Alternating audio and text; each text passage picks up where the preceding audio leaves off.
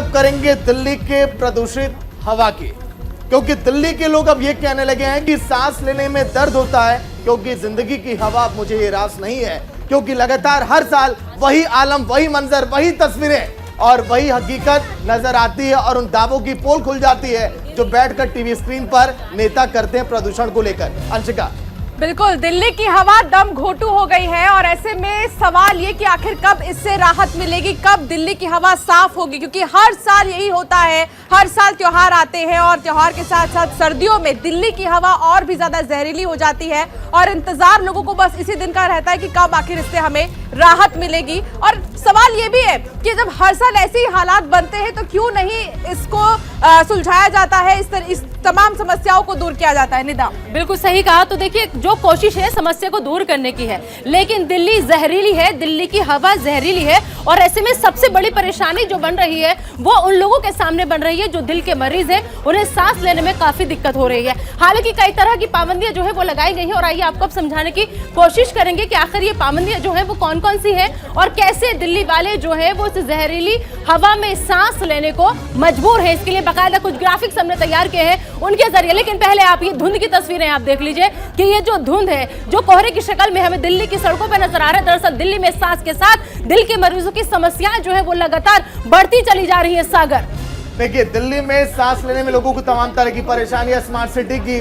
फैक्ट्रियों में air pollution control system भी अब इस समय लगाना जरूरी हो गया। निदा, बिल्कुल, और जब तक ये सिस्टम लगेगा तब तक बहुत देर हो जाएगी सागर, क्योंकि पराली जलाने से हवा में लगातार जहर जो है वो घुल रहा है और हवा जहरीली हो रही है और वजह इसके पीछे सबसे बड़ी पराली जलाने को बताया जा रहा है। इसी वजह से हम कह रहे हैं कि दिल्ली जहरीली है।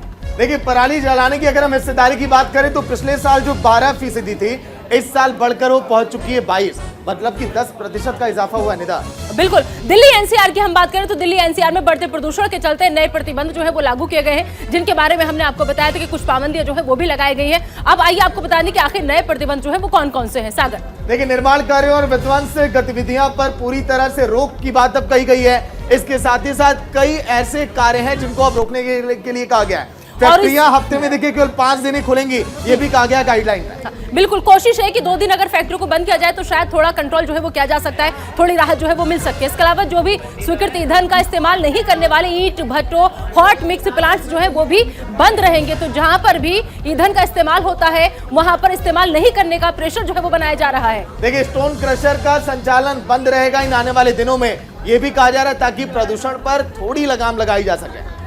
बिल्कुल, तो खनन और संबंधित गतिविधियों पर भी पाबंदी जो है वो लगाई गई है। कोशिश है कि इस दिल्ली जो कि जहरीली हो चुकी है इसको कैसे भी करके बाहर निकाला है ताकि लोग जो है वो खुली हवा में सांस ले पाए। तो दिल्ली में सांस के साथ दिल के मरीजों की समस्याएं जो है लगातार बढ़ गई हैं। दिल्ली का क्या हाल है, इसके लिए हमारे सहयोगी नमित त्यागी इस वक्त सीधा हमारे साथ जुड़ चुके हैं। नमित, आप भी बाहर खड़े हैं, सबसे पहले आपको हम कहेंगे कि अपना ख्याल रखें, हो सके तो मास्क का इस्तेमाल करें, क्योंकि आप लोग बाहर से रिपोर्ट करते हैं, आप लोगों का सही रहना बहुत जरूरी है। फिलहाल दिल्ली का मिजाज क्या कह रहा है, क्या मौसम आपको देखने को मिल रहा है वहां पर, क्या धुंध अभी भी छाई हुई है क्योंकि दोपहर का वक्त है? देखिए, बिल्कुल निदा, दीपावली के बाद जो दिल्ली का एक्यूआई लेवल है वो दिल्ली के मैक्सिमम इलाकों में 400 को पार कर गया और 400 के पार यानी कि वेरी पुअर कंडीशन में दिल्ली का एक्यूआई लेवल है। इस वक्त मैं डीडीयू मार्ग पर हूँ, यहाँ पर भी देखिए दिन का समय है लेकिन आपको हल्की हल्की जो धुंध है वो जो है वो नजर आ जाएगी। हवा में जो है पूरी तरीके से जहर घुल चुका है। हालांकि दिल्ली के अंदर प्रदूषण को कम करने के लिए दिल्ली सरकार ने भी 1500 कराए। इसके अलावा बात करें तो अभी कुछ दिन पहले ही के तहत जो है दिल्ली के अंदर कई पाबंदियां लगाई गई। इसके बाद दिल्ली के अंदर निर्माण कार्य थे उन पर रोक लगा दी गई, फैक्ट्रियों के अंदर काम को रोक दिया गया। कुछ देर पहले ही, महज 5 मिनट पहले ही यहाँ से महज 10 कदमों की दूरी पर कंस्ट्रक्शन काम चल रहा था, वहां पर उसका जायजा लेने खुद दिल्ली के पर्यावरण मंत्री गोपाल राय पहुंचे और वहां पर ये जांचा कि आखिर वाकई में क्या कंस्ट्रक्शन हो रहा है, क्या कंस्ट्रक्शन को रोका गया है। 2 जगह पर औचक निरीक्षण खुद थोड़ी देर पहले ही गोपाल राय ने किया, जो कि दिल्ली के पर्यावरण मंत्री है। एक जगह पर कंस्ट्रक्शन नहीं हो रहा था लेकिन दूसरे जगह पर उन नियमों का उल्लंघन किया जा रहा था। लेकिन देखिए, प्रदूषण को लेकर सुप्रीम कोर्ट में भी कई बार सुनवाई हुई। सुप्रीम कोर्ट ने कई बार दिल्ली सरकार को फटकार भी लगाया कि हर साल ऐसे ही हालात क्यों बनते हैं, इसका कोई सॉल्यूशन निकलना चाहिए। और अब तो दिल्ली की हवा और भी ज्यादा खराब हो गई है, खराब श्रेणी में है। क्या किया जा रहा है इसकी तरफ से, सरकार की तरफ से इसके लिए?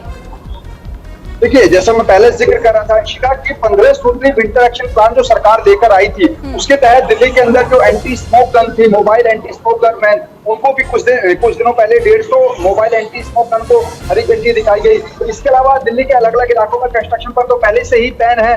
साथ ही साथ दिल्ली की सरकार के तमाम जो मंत्री हैं वो ये भी कह रहे हैं कि दिल्ली के अंदर तो हमने कंट्रोल किया, लेकिन जो दिल्ली से सटे हुए इलाके हैं जो कि ऑल ओवर एनसीआर में आते हैं, चाहे नोएडा की बात करें, गाजियाबाद या गुरुग्राम, वहां पर भी इस तरीके की पाबंदियों की जरूरत है, क्योंकि दिल्ली के अंदर केवल पोल्यूशन दिल्ली के वाहन या फिर दिल्ली के अंदर जो कंस्ट्रक्शन होता है उसी से नहीं चलता है। दिल्ली के आसपास जो इलाके होते हैं उसके जरिए भी दिल्ली के अंदर पोल्यूशन चलता है। चलिए, शुक्रिया नमित पूरी जानकारी के लिए।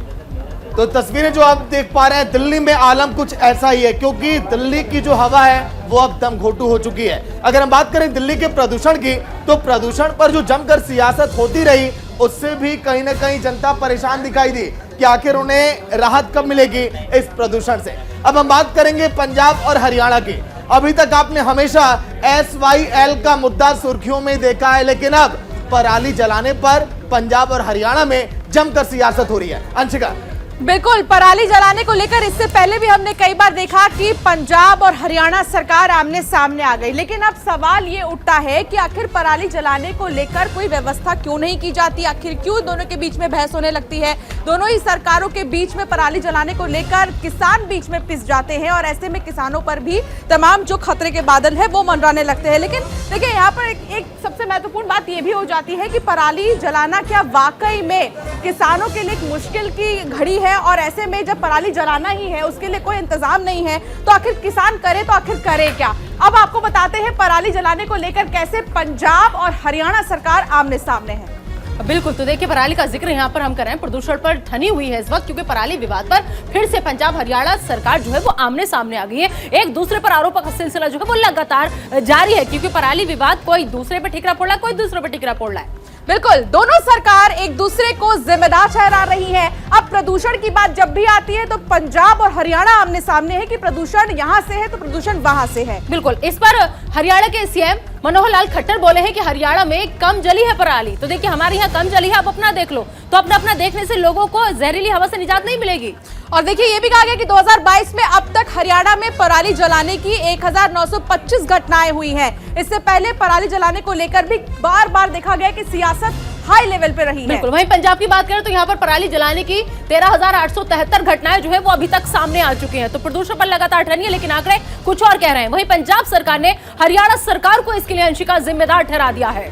बिल्कुल, तो लगातार पराली को लेकर जिस तरीके से सियासत मची हुई है, इस पर अब सवाल ये है कि आखिर किसान क्यों पिस रहे हैं, आखिर किसानों की इसमें क्या गलती है। निदा, कुछ समय पहले हमने देखा कि ऐसे भी सवाल उठते थे कि जो किसान पराली जला रहे हैं उन पर मुकदमा दर्ज कर दिया जाए, जिसको लेकर किसानों का गुस्सा भी आया था, किसानों ने प्रोटेस्ट भी किया था, बावजूद इसके मसला नहीं सुलझा। बिल्कुल, हमारे सहयोगी जसबीर सिंह इस वक्त हमारे साथ सीधा पंजाब से जुड़ चुके हैं। जसबीर, सबसे बड़ा सवाल यही है कि लोग जो है वो जहरीली हवा में सांस लेने को मजबूर है, लेकिन सरकारें जो है वो अभी भी सिर्फ और सिर्फ एक दूसरे पर आरोप मंड रही है। क्या ऐसे इस समस्या का हल निकल पाएगा, या फिर लड़ाई झगड़े करके फिर से आम जनता ही पिस जाएगी?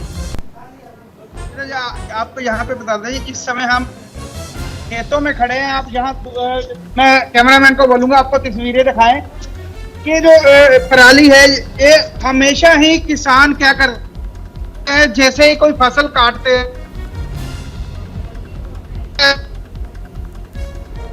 आज सुबह ही लुधियाना से 58 के ऐसे सामने आए जिन किसानों ने पराली जलाई है, और आम आदमी पार्टी बहुत बड़े बड़े दावे कर रही थी इस बार पराली किसानों ने बहुत कम जलाई है, पर पिछले 2 दिन में देखने को मिला है कि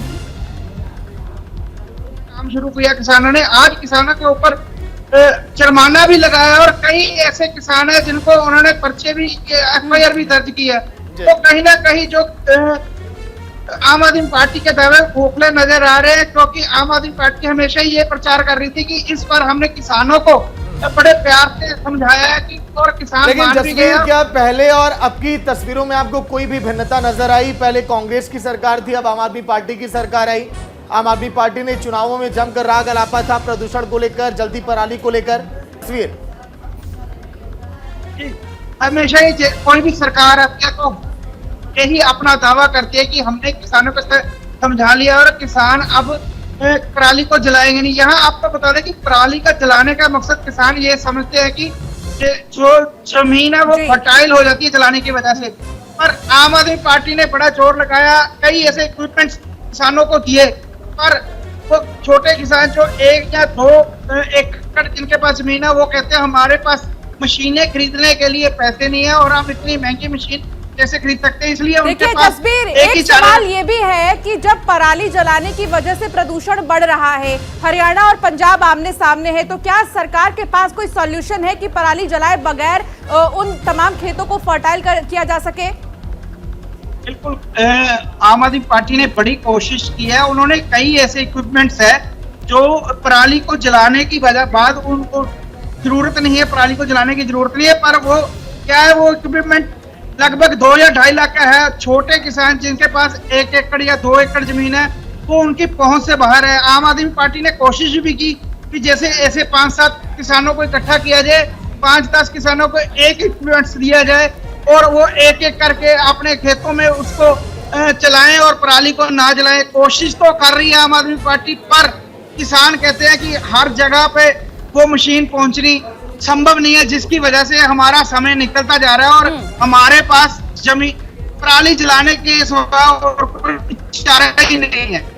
बिल्कुल, चलिए बहुत बहुत शुक्रिया इस तमाम जानकारी के लिए आपका। तो सवाल यह है कि दोनों सरकारें जो है एक दूसरे पर आरोप मढ़ रही है, लेकिन ऐसे में इस समस्या का हल जो है वो नहीं निकलेगा, क्योंकि किसान जो है वो खुद बहुत ज्यादा परेशान हो रहे हैं। इसके अलावा आपको बता दें कि सरकारें सिर्फ और सिर्फ पल्ला झाड़ने का काम कर रही है यहाँ पर, क्योंकि उनको इस बात से कोई भी मतलब नहीं है कि आखिर इतने लोग, उनके राज्य की आवाम, उनके राज्य की जनता जहरीली हवा में सांस ले रही है, इसके लिए वो कोई कदम उठाए, बल्कि इन तरफ ध्यान न देकर वो सिर्फ और सिर्फ एक दूसरे पर आरोप मढ़ने का काम कर रही है। चलिए